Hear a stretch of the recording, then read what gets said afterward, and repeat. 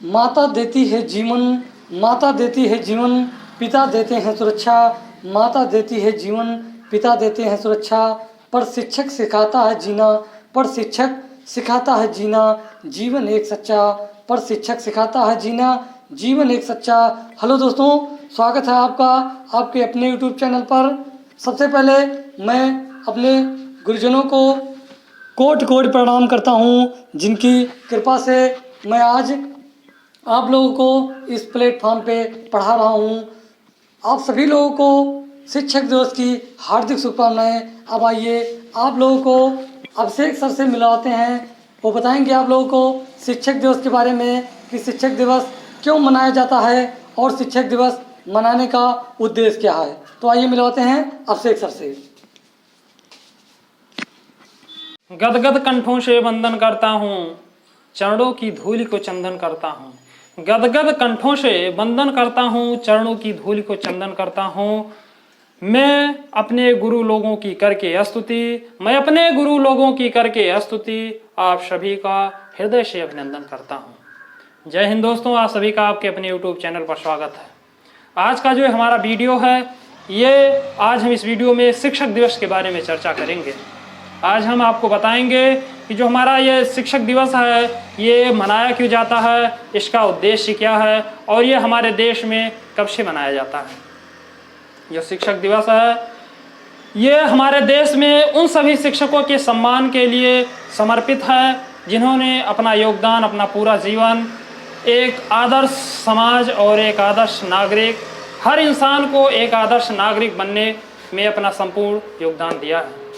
एक आदर्श शिक्षक ही किसी भी राष्ट्र का भाग्य विधाता होता है। ये अगर चाहे, शिक्षक अगर चाहे तो वो समाज में बहुत ही क्रांतिकारी परिवर्तन ला सकता है। डॉक्टर APJ अब्दुल कलाम साहब ने लिखा है कि यदि कोई देश भ्रष्टाचार मुक्त होना चाहता है और यदि उसको कोई भ्रष्टाचार मुक्त कर सकता है, उसमें फैली अराजकताओं को दूर कर सकता है, तो वो केवल इस समाज के 3 प्रमुख सदस्य ही कर सकते हैं। केवल और केवल इस जो हमारा भारतीय समाज है या किसी भी देश का कोई भी समाज हो, उसमें जो हमारे मुख्य 3 सदस्य हैं, वही केवल हमारे देश के भ्रष्टाचार को, हमारे देश में फैली हुई अराजकता को खत्म कर सकते हैं और सभी लोग सौहार्दपूर्वक जीवन व्यतीत कर सकते हैं। इन तीनों में सबसे पहले हमारे माता पिता हैं, बच्चों के अभिभावक हैं, और जो तीसरा नंबर है वो है शिक्षकों का। यदि शिक्षक चाहें तो वो किसी भी समाज को बदल सकते हैं। वो एक अच्छे समाज की स्थापना में उनका जितना बड़ा योगदान होता है, शायद वैसा योगदान आपको किसी का और नहीं मिलेगा। जो हमारे शिक्षक होते हैं वो किसी भी व्यक्ति का भाग्य बदल सकते हैं। इसीलिए शायद शिक्षकों को कहा गया है कि वो राष्ट्र का निर्माता होता है, और जो शिक्षक होता है वो हर एक बच्चे का क्या होता है, भाग्य विधाता होता है। यदि वो चाहेगा तो बच्चा फर्श से अर्श पर चला जाएगा, और वो प्रत्येक शिक्षक यही चाहता है कि उसका पढ़ाया हुआ प्रत्येक विद्यार्थी अपने जीवन में उन्नति करे और अपने देश के विकास में, अपने राष्ट्र के हित के लिए कार्य करे। तो मैं सबसे पहले अपने उन सभी गुरुजनों को कोटि कोटि प्रणाम करता हूँ, उनका वंदन करता हूँ जिन्होंने मुझे आप सबके सामने बोलने के योग्य बनाया है। मेरे साथियों, मैं आपको एक छोटी सी कहानी बताता हूँ जिससे शायद आपको प्रेरणा मिल सके। एक बार की बात है, काफ़ी बरसात हो रही थी। गुरुजी अपने बच्चों को क्लासरूम में पढ़ा रहे थे। गुरुजी ने सभी बच्चों को 100 रुपये देते हुए कहा कि मैं यदि आप लोगों को 100 रुपये सभी बच्चों को दूं तो आप लोग क्या करेंगे, इस पैसे का आप लोग क्या करेंगे। तो किसी ने कहा कि सर जी मैं अपने लिए वीडियो गेम खरीदूंगा, किसी ने कहा मैं अपने लिए क्रिकेट का बल्ला खरीदूंगा, किसी ने कहा मैं ढेरों सारी चॉकलेट्स खरीदूंगा, तो किसी ने कहा मैं अपने लिए गुड़िया खरीदूंगी। उन बच्चों के बीच में एक बच्चा ऐसा था जो चुपचाप बैठा हुआ था। तो गुरुजी ने पूछा उस बच्चे से कि बेटा तुम इन पैसों का क्या करोगे। तो उस बच्चे ने कहा कि गुरुजी मैं सोच रहा हूँ कि मैं इस पैसे से अपनी माँ के लिए एक चश्मा खरीद लूँ। तो गुरुजी ने कहा बेटा आपकी माँ के लिए चश्मा तो आपके पिताजी भी खरीद सकते हैं।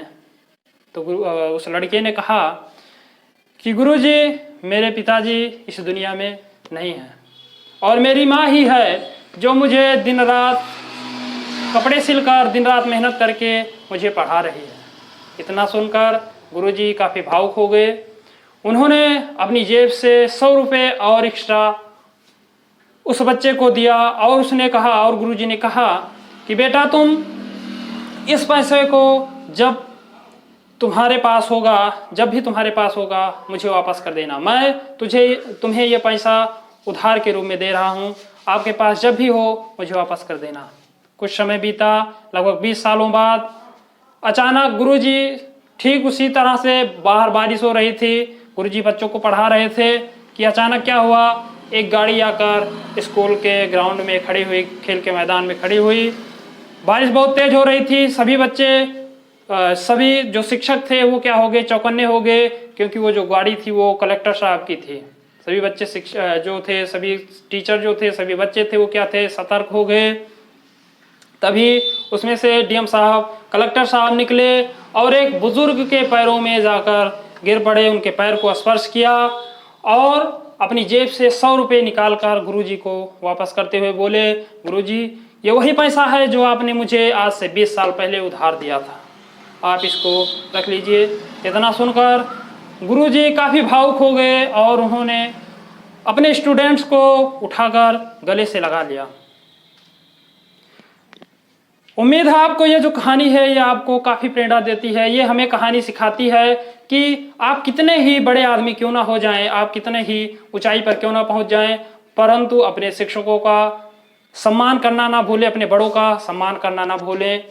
आप कभी भी अपने धन दौलत या ऐश्वर्य में अपने आप को घमंडी ना समझें, अपने आप को मगरूर ना समझें, क्योंकि आप उसी स्थान से आए हैं जहां कुछ समय पहले आपकी स्थिति बहुत ही दयनीय थी।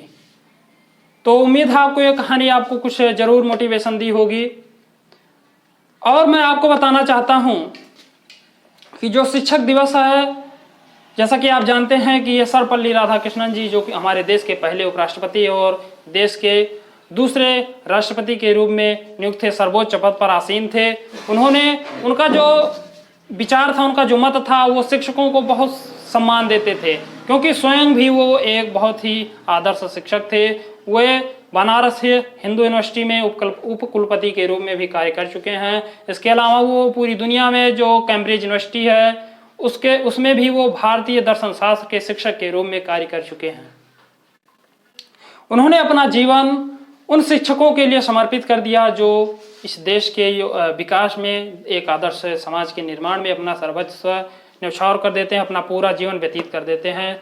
उन्हीं के लिए उन्होंने अपने जन्म दिवस को शिक्षक दिवस के रूप में घोषित कर दिया कि मेरे जन्मदिन को आज से शिक्षक दिवस के रूप में मनाया जाएगा।